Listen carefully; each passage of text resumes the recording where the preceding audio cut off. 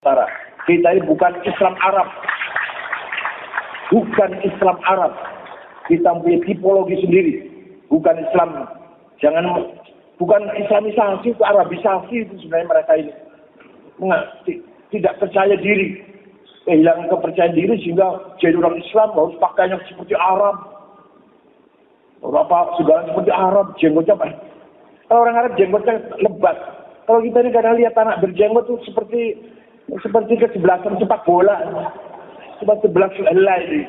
Jadi, yang paling penting lagi, yang paling serius lagi, orang berjenggot itu mengurangi kecerdasan. Jadi syarat yang sebenarnya untuk mendukung kecerdasan otak ketarik untuk memanjangkan jenggot. Coba lihat, ya. Gus Dur tidak berjenggot, Khalis Majid tidak berjenggot, Pak Quraisy Shihab tidak berjenggot. Yang tidak nggak ada berjenggot itu. Tapi kalau berjenggot emosinya saja meledak-ledak, jedel otaknya. Karena syarat yang untuk mensupport otak supaya cerdas ketarik oleh jenggot itu. Semakin panjang, semakin goblok. Semakin panjang, semakin goblok.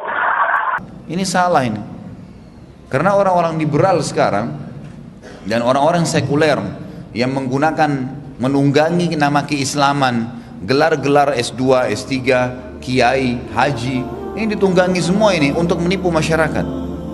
Akhirnya kesannya dengan profesor, doktor, atau dengan kiainya, maka dia boleh menyampaikan fatwa semaunya. Ini bagaimana caranya nih? Bukankah di Indonesia kita temukan banyak kiai yang ngawur? Saya katakan ngawur luar biasa. Bagaimana bisa ada orang yang mengaku kiai lalu mengatakan orang pelihara jenggot itu makin panjang makin goblok? Ini bagaimana ini dianggap seorang alim dari mana? Alim dari mana ini? Walaupun gelar titel S3-nya ada, percuma. Gimana caranya Nabi SAW menyunnahkan lalu dia bilang goblok? Berarti yang memerintahkan itu adalah Rasulullah SAW, dianggap goblok. Ini gimana ini? Dan lucunya yang bicara itu ayahnya berjenggot gitu.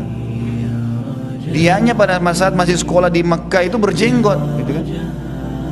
Ini aneh. Dia memimpin sekarang organisasi, pimpinannya yang membentuk itu berjenggot. Subhanallah. Terlepas daripada itu memang agama memerintahkan. Ini gimana bisa dikasih gelar kiai ini? Gimana bisa dapat gelar seorang alim? Jauh sekali itu. Sangat jauh. Kalau tidak melaksanakan saja, perlu teman-teman tahu ya, para ulama hadis ya, meriwayatkan hadis, perawi hadis ya.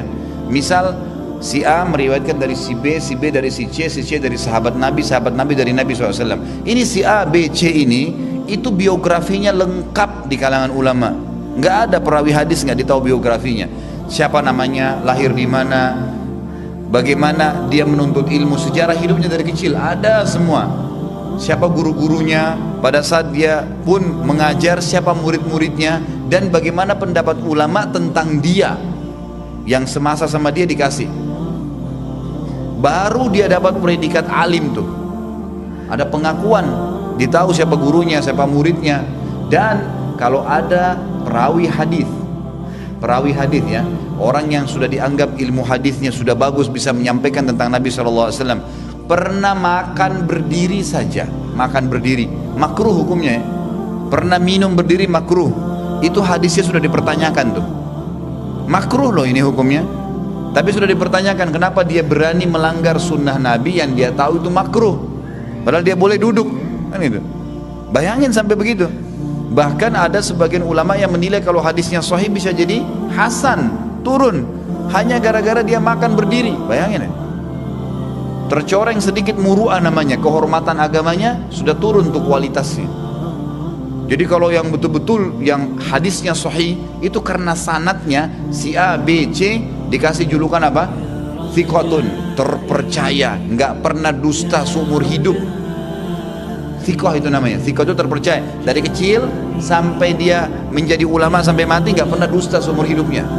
Itu baru namanya thiqah.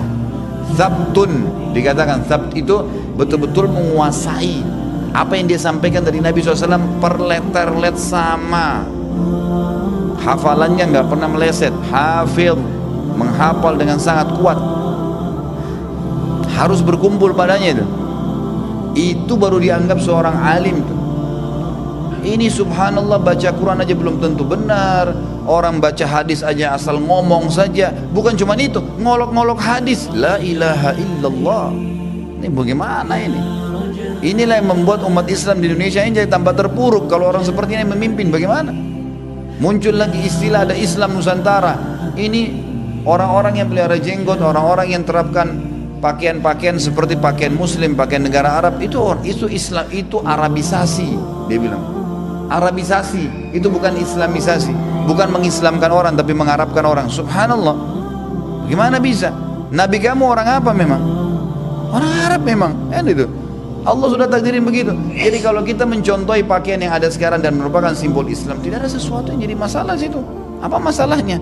Tertariklah kemana-mana, termasuk cadar itu adalah tradisi orang Arab, termasuk ini. Jadi ditariklah. Kita ini orang Nusantara harus sendiri punya Islam. Kalau gitu semuanya diganti nih.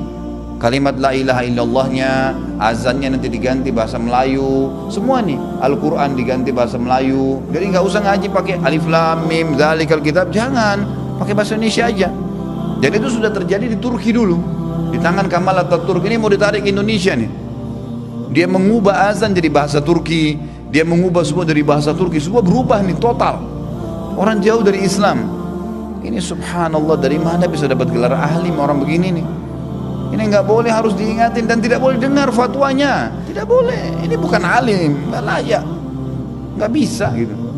Orang alim itu yang benar. Begitu ditanya hukum, qala Allah, qala Rasul, tidak tahu, maaf saya tidak tahu. Belum dikerjakan, tidak diolok-olok. Imam Malik rahimahullah didatangi seseorang bertanya begini, wahai Imam, apa hukumnya bebasin budak? Imam Malik nggak jawab sebulan. Imam Malik ini gurunya Imam Syafi'i rahimahullah, nggak jawab sebulan. Lalu setelah sebulan Imam Malik tanya, mana yang bertanya bulan lalu tentang fadilah bebasin budak? Muridnya angkat tangan, saya Imam. Kata Imam Malik, fadilahnya begini, disebutin semua hadisnya. Lalu muridnya tanya, wahai Imam, kenapa anda tunda sebulan? Rupanya orang itu nunggu. Kata Imam Malik, karena selama sebulan saya kumpulin dulu duit untuk bebasin budak sebelum saya sampaikan kepada kau hukumnya. Itu alim yang sebenarnya, praktekin dulu. Ini udah nggak praktek, olok-olok, la ilaha illallah, dari mana ini? Hati-hati jemaah sekalian. Gelar haji di Indonesia luar biasa, haji bisa disulap jadi alim. Padahal jemaah haji kita pergi di Saudi, belajar agama aja baik kalau belajar. Duduk, makan, cuma sholat di Masjid Haram, pulang tiba-tiba jadi alim. Dari mana ini jadi alim? Disulap apa di sana bisa jadi alim nih? Orang saya 7 tahun di sana, saya temuin jemaah haji kita duduk saja, ngobrol-ngobrol, ngopi. Haji ya pergi haji udah. Itu pun pemimpin-pemimpinnya yang memandu saja, itu tidak memandu lagi, sibuk dengan alam sendiri, belanja barang ini segala. Berapa kali saya kunjungin tempat-tempat itu? Nggak ada panduannya, paling pertemuan pengajian dalam 40 hari itu berapa kali sih? Saya yakin bapak-bapak sudah pernah ikut, kalau yang pernah ikut haji, ikut pemerintah kita. Berapa kali anda dipandu pengajian tuh? Kebanyakan sibuk dengan alamnya sendiri-sendiri. Pulang tiba-tiba si Pak Haji jadi alim. Boleh berikan fatwa. Dari mana? Fatwa dari mana? Anda alim dari mana ini? Berani benar kasih fatwa. Kalau salah, tanggung jawab hari kiamat loh. Nggak ada ilmunya, gimana caranya? Makanya kata Nabi SAW, akan muncul nanti di akhir zaman ulama su, orang-orang yang dianggap ulama tapi buruk sekali. Kata Nabi SAW, karena mereka sesat, nggak punya ilmu dan menyesatkan orang lain, mengeluarkan fatwa sembarang. Dan yang luar biasa ini, orang-orang yang seperti ini nih, naik mimbar nih, sudah naik mimbar sekali, turun. Begitu turun mimbar sekali atau pernah ceramah sekali, sudah nggak mau mengatakan tidak tahu. Aib bagi dia mengatakan tidak tahu. Apa hukumnya kiai, ustadz, haji? Boleh.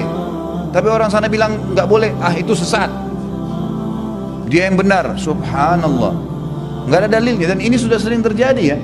Di kalangan umat ini pernah ada orang di Irak dulu.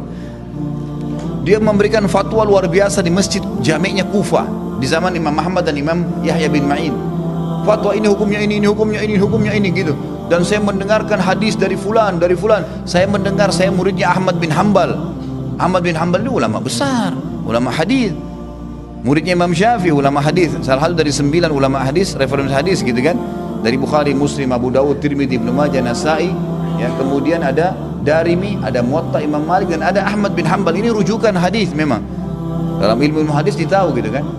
Maka orang ini bilang, saya muridnya Ahmad bin Hanbal, saya meriwayatkan dari Ahmad bin Hanbal, dari fulan, fulan, fulan, sahabat Nabi Rasulullah SAW. Dia sebutkan juga, saya juga muridnya Yahya bin Ma'in. Yahya bin Ma'in ini teman dekatnya Ahmad bin Hanbal, ulama hadis juga. Saya meriwayatkan dari Yahya bin Ma'in, bahwasanya dari fulan, fulan, sahabat Nabi SAW. Ahmad bin Hanbal sama Yahya bin Ma'in dengan hikmah Allah masuk ke masjid itu tidak sengaja, mau sholat, dengar orang ini berikan fatwa dan sebut-sebutin nama mereka. Mereka tahu betul siapa muridnya. Dan di dalam majlis ilmu itu dianggap dia murid kalau dia belajar sampai gurunya mati, itu baru murid. Kalau cuma datang simpatisan sesekali, 3 kali hadir, itu bukan murid. Dan itu murid dalam, coba baca di sejarahnya para ulama. Sampai Abu Hanifah menganggap Abu Yusuf muridnya, setelah Abu Hanifah meninggal baru boleh ngajar. Ambil dulu semua ilmu baru kamu ngajar, digituin, subhanallah. Saking pekahnya gitu kan. Maka Imam Ahmad berkata kepada Yahya bin Ma'in, kau kenal orang ini? Kata Yahya bin Ma'in, enggak pernah saya tahu orang ini. Saya juga enggak tahu, bagaimana bisa dia bawa nama kita nih? Ayo kita nanya. Datang Ahmad bin Hanbal sama Yahya bin Ma'in kepada dia, hai fulan, kau kenal Ahmad bin Hanbal? Oh iya, guru saya. Yahya bin Ma'in bilang, kau kenal Yahya bin Ma'in? Dia bilang, iya, guru saya. Pernah ketemu, pernah ketemu. Ahmad bin Hanbal bilang, saya Ahmad bin Hanbal. Yahya bin Ma'in bilang, saya bin Ma'in. Kami nggak pernah kenal kau siapa. Di depan orang di masjid nih, karena dia sudah terlanjur sampein fatwa ngawur. Maka dia kena malu, dia mengatakan, apakah Ahmad bin Hanbal dan Yahya bin Ma'in cuma kalian saja? Masih bela diri, sudah salah masih bela diri. Ini tanda kejahilan ini. Orang alim itu kalau salah disampaikan, oh iya saya salah nih, kembali. Oh iya saya salah, ada dalil lebih kuat, tinggalkan. Itu penuntut ilmu nggak malu, nggak aib. Bukan aib bagi mereka kalau salah diingatkan, manusia bisa salah, itu kan? Saya pernah sampaikan salah dalam menyampaikan, saya pernah menyebutkan nama Ibnu Sina dalam ceramah saya. Lalu saya sempat mendapatkan informasi dari salah seorang ikhwah, ini Ustadz kayaknya orang ini begini nih, dia Syiah Rafidhi. Saya baca datanya ternyata benar, saya perbaikin tuh. Bukan aib, saya bilang saya minta maaf karena saya keliru dan saya istighfar kepada Allah, saya tarik perkataan itu dan saya akan edit ceramah saya. Bukan aib itu, salah memang. Kita penuntut ilmu, saya dan bapak-bapak dan ibu sekalian lagi menuntut ilmu. Saya juga bukan seorang alim, saya juga lagi belajar. Kita lagi belajar sama-sama, bisa salah gitu kan. Tapi penuntut ilmu nggak boleh menutup dirinya untuk membenarkan kalau salah. Itu biasa, wajar itu, gitu kan. Malah kalau dia sombong tidak akan bisa menerima ilmu, mustahil. Harus paham nih, gitu kan.